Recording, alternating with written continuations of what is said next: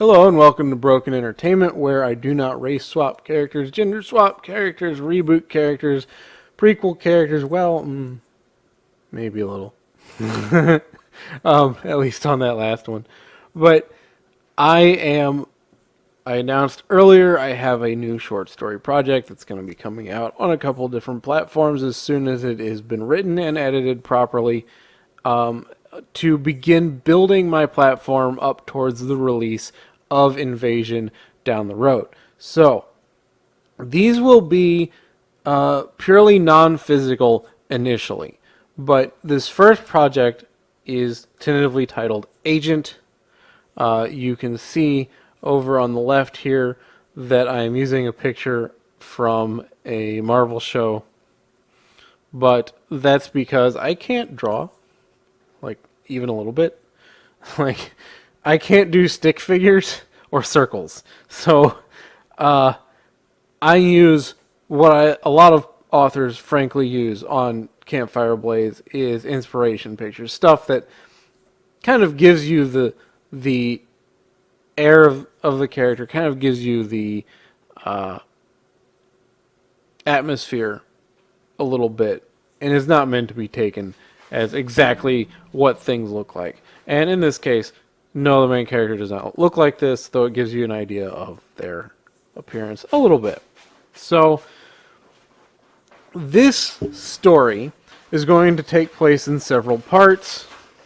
It's going to take place in several parts, and initially, the first story I have over here, and I also have the character, and this character will be the same throughout. These are connected to my science fantasy universe and the setting that the first 3 novels will take place in. And this character is one of the villains that will crop up. Now, this story, they are the protagonist, but that doesn't make them necessarily the, Boy Scout good guy running around wearing a blue cape and a white hat. They are simply the protagonists of the story. Now, I am taking a couple of interesting risks, I think, because this story does not have a human perspective. There are humans in it, but the main character is not human, and you know that from page 1. And the reason for that is, particularly in the first book, I don't get to explore the alien perspective all that much. And the first 3 books are primarily from a human perspective. And that is not all the perspective I'm going to use in this setting, but it is, I think, a good introductory perspective for novels.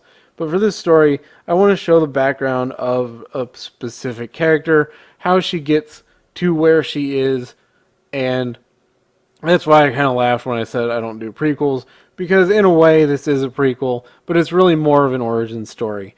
And it will reflect some on her past in ways that you're not going to see in the books, because it's just not important in the book. So it lets me kind of explore some stuff I don't get to go into in the books.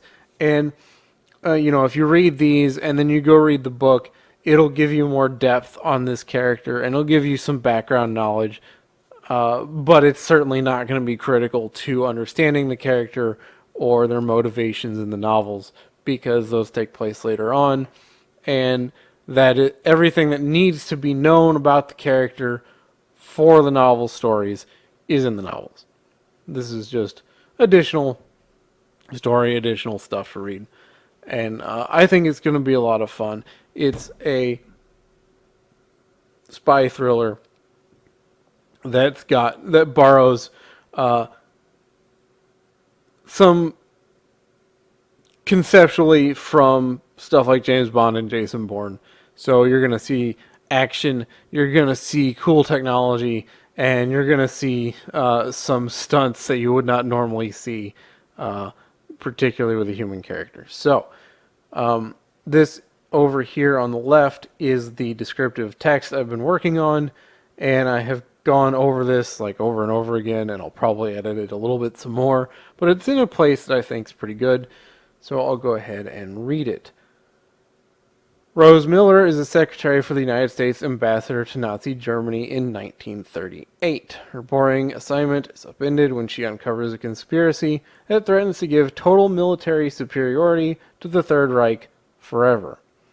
Already behind on the clock, Rose must race to end the conspiracy to arm the Reich before it's too late, before Hitler's armies are equipped with devastating alien weaponry, and before SS officer Dieter Keimlin blows her cover and reveals to the world there is nothing human about Rose Miller.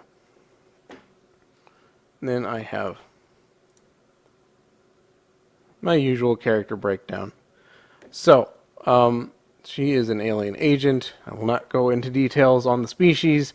I will not go into details on how she is in the book. But in this story, she's an alien agent. I have the nickname listed as Zai, but that's actually her name.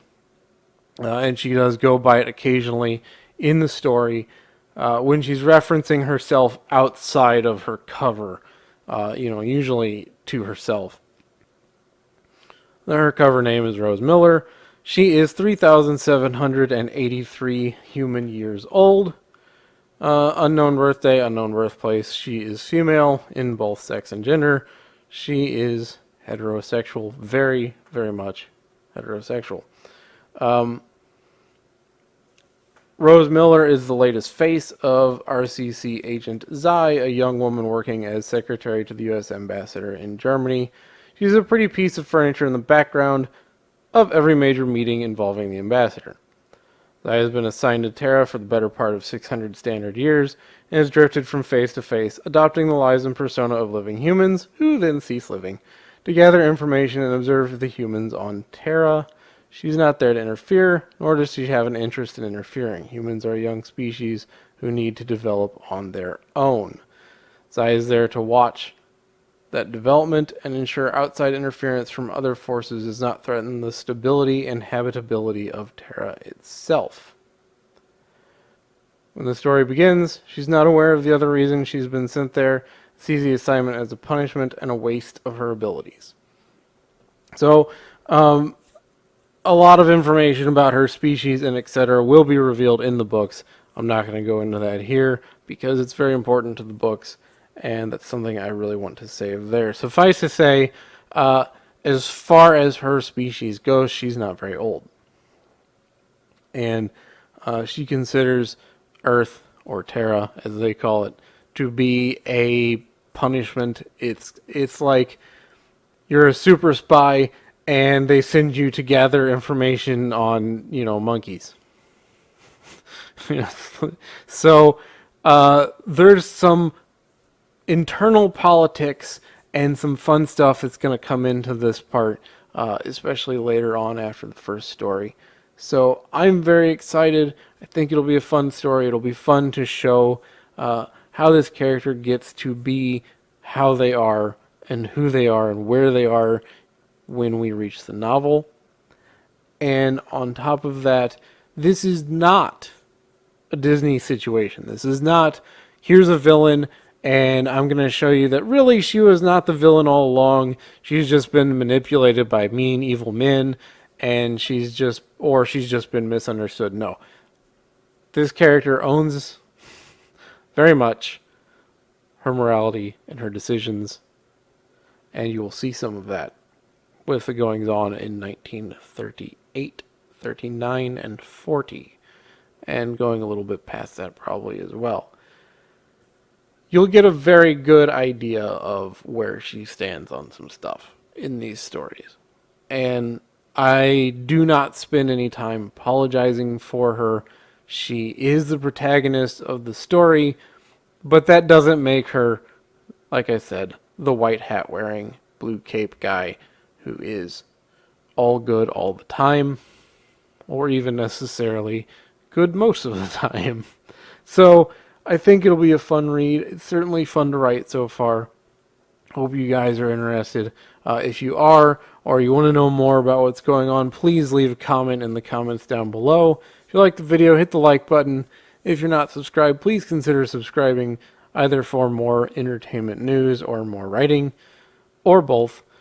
And hit the bell for notifications, and I will see you next time.